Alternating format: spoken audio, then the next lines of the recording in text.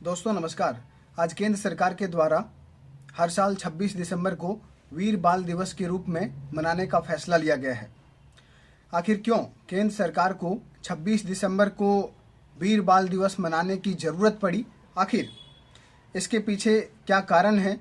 वो कौन सी वजह है जो 26 दिसंबर को खास बनाता है? इन सारी बातों को आज हम आपको इस वीडियो में बताने वाले हैं। तो जैसा कि आप सभी जानते हैं, हमारे देश में कई विदेशी शासकों का साम्राज्य रहा है। कई सालों तक उन सब ने भारत देश पर राज किया है। कई लोग उन्हें विदेशी आक्रांता भी कहते हैं, जिनके द्वारा भारत के लोगों पर काफ़ी जोर जुल्म एक तरह से कहिए ढाहा गया है। कई तरह की प्रताड़ना भारतवासियों ने झेली है। तो कुछ इसी तरह से 1700 का दशक था, 18वीं सदी थी, और उस वक्त आप जानते हैं भारत में मुग़ल सल्तनत का प्रभुत्व था। और नॉर्थ का इलाका जो आज पंजाब का रीजन है, वहाँ पर सिखों का शासन, एक तरह से सिख साम्राज्य की जो सत्ता थी वो प्रभुत्व में थी।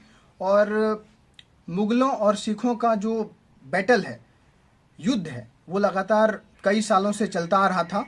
तो 1705 में जब सिखों के 10वें गुरु गोविंद सिंह राज कर रहे थे, उस वक्त अचानक मुग़ल जो साम्राज्य है उसके द्वारा वहाँ पर आक्रमण कर दिया जाता है।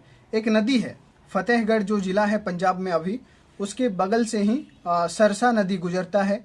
और उस नदी को पार करते हुए जो मुग़ल के अधिकारी थे, सेनापति थे, वो सब आक्रमण कर देते हैं। क्योंकि आप सब जानते हैं गुरु गोविंद सिंह मुग़लों के सामने नहीं झुकते थे। अपने धर्म की रक्षा के लिए वो कभी भी उन्होंने मुग़लों से समझौता नहीं किया। और इस बात से जो मुग़ल साम्राज्य था वो गुरु गोविंद सिंह से काफ़ी चिढ़ता था। उनकी आंखों में गुरु गोविंद सिंह खटकते थे और इस वजह से आक्रमण कर दिया जाता है। और इस आक्रमण का नतीजा ये होता है कि जो गुरु गोविंद सिंह का जो पूरा परिवार था वो उनसे बिछड़ जाता है। तो बिछड़ने के बाद गुरु गोविंद सिंह अलग हो जाते हैं और उनका जो परिवार है वो अलग हो जाता है। और इसी में उनके 4 बेटे थे। 4 बेटों में से 2 बेटा जो जिनकी उम्र महज 9 साल और 7 साल है। 9 साल साहबजादा जोरावर सिंह और जो दूसरा बेटा है फतेह सिंह, इनकी उम्र 9 साल और महज 7 साल थी। और ये अपनी दादी जो माता गुजरी हैं, एक सेकंड, माता गुजरी के साथ वो ये दोनों छोटे बच्चे अलग हो जाते हैं, गुरु गोविंद सिंह से बिछड़ जाते हैं। लेकिन जो गुरु गोविंद सिंह का रसोइया माना जाता है, गंगू, उनके घर में, क्योंकि अमूमन जिन लोगों को हम जानते हैं, जिन्हें जानते हैं, उसी के पास हम अगर कुछ होता है तो पहुंचते हैं, तो इन लोगों के साथ भी कुछ ऐसा ही होता है।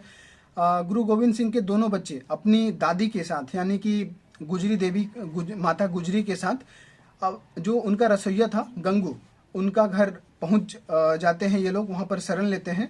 लेकिन जो माता गुजरी थी, गुरु तेग बहादुर की पत्नी और गुरु गोविंद सिंह की माँ, वो वहाँ पर शरण लेती हैं। और माता गुजरी के जो उनका आभूषण, मतलब जो गंगू है वो देखता है और इस वजह से उसे लालच आ जाता है। और ये कंफर्म नहीं है कि उस आभूषण को वो उनसे छीनता है या क्या करता है, लेकिन ये बात तय है कि वो जो मुग़ल सल्तनत के अधिकारी थे, उन लोगों को ये जानकारी दे देता है कि माता गुजरी और गुरु गोविंद सिंह के 2 बेटे हमारे घर में हैं, हमारे घर में छिपे हुए हैं। और स्वाभाविक है, जब दुश्मन को ये बात पता चलती है तो वो वहाँ पर पहुँचते हैं और इन तीनों लोगों को वहाँ से गंगू जो रसोइया था उसके घर से ले जाया जाता है। और दिसंबर का महीना है, जिसे भारत में पूस भी कहा जाता है। तो दिसंबर में आप जानते हैं कि कितनी ठंड होती है, और इस ठंड में इन तीनों को 3 दिनों तक खुले में, एक बहुत ऊंची जगह पर खुले में छोड़ दिया जाता है। बहुत प्रताड़ित किया जाता है, मतलब मुगल काल के जो अधिकारी थे, मुगल के जो शासक थे, उनके द्वारा। लेकिन तमाम प्रताड़नाओं को झेलने के बाद जो माता गुजरी है, गुरु गोविंद सिंह की जो मम्मी थी, माता थी, उनके द्वारा इन दोनों छोटे छोटे बच्चों को ये सिखाया जाता है कि मुगल सल्तनत के सामने कभी भी आपको सिर नहीं नवाना है, अपना सर नहीं झुकाना है। और लगातार जो मुगल शासक थे वो धर्म बदलने के लिए इन दोनों छोटे छोटे बच्चों को अपने दरबार में रोज बुलाते थे। लेकिन इन दो छोटे छोटे बच्चों ने अपना धर्म बदलने से मना कर दिया, इनकार कर दिया। मुगल सल्तनत के सामने अपना सर नवाने से इन दोनों छोटे छोटे बच्चों ने मना कर दिया, सर नहीं नवाया इन दोनों ने। एक तरह से कहिए कि जो गुरु गोविंद सिंह थे, जो इन दोनों छोटे छोटे जोरावर सिंह और फतेह सिंह में, इन दोनों में एक तरह से कहिए कि गुरु गोविंद सिंह का छाप पूरी तरह से इतनी कम उम्र में भी दिखता है। और इन दोनों ने मुगल सल्तनत के सामने सिर नवाने से इनकार कर दिया, अपना धर्म बदलने से इनकार कर दिया। और इससे क्रोधित होकर जो उस वक्त मुगल के अधिकारी थे वहाँ पर फतेहगढ़ में, इन दोनों बच्चों को, इन दोनों जोरावर सिंह और फतेह सिंह को 26 दिसंबर 1705 ईस्वी को दीवार पे चिनवा दिया जाता है। मतलब कि उनकी हत्या करवा दी जाती है, हत्या कर दी जाती है, चिनवा दिया जाता है दीवार पे सीधा। तो इससे इस दिन का ये महत्व है कि इन दोनों छोटे छोटे बच्चे जो गुरु गोविंद सिंह के बेटे थे, इन दोनों ने धर्म की रक्षा के लिए अपनी प्राण की आहुति दी, उन्होंने बलिदान दिया अपना, लेकिन धर्म नहीं बदला।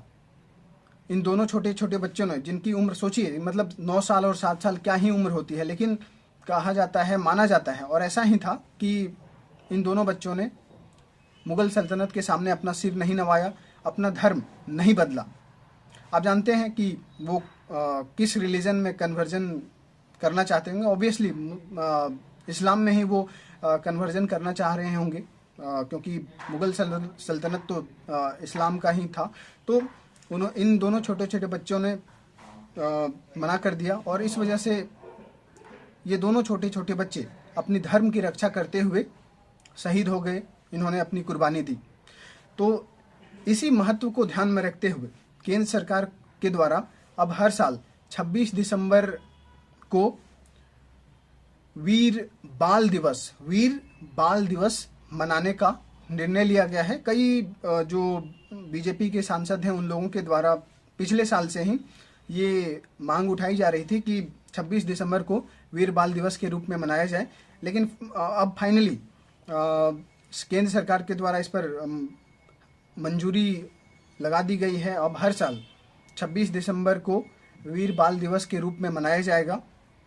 तो ये था इसका महत्व, जिस वजह से आज प्रधानमंत्री नरेंद्र मोदी के द्वारा ये घोषणा किया गया कि हर साल 26 दिसंबर को वीर बाल दिवस मनाया जाएगा। तो फिलहाल इस वीडियो में इतना ही। मुझे उम्मीद है आपको ये वीडियो पसंद आया होगा। ये जो बातें, ये जो पूरा घटनाक्रम हुआ था, इसके बारे में हम आपको बताएं। तो फिलहाल इस वीडियो में इतना ही। नमस्कार।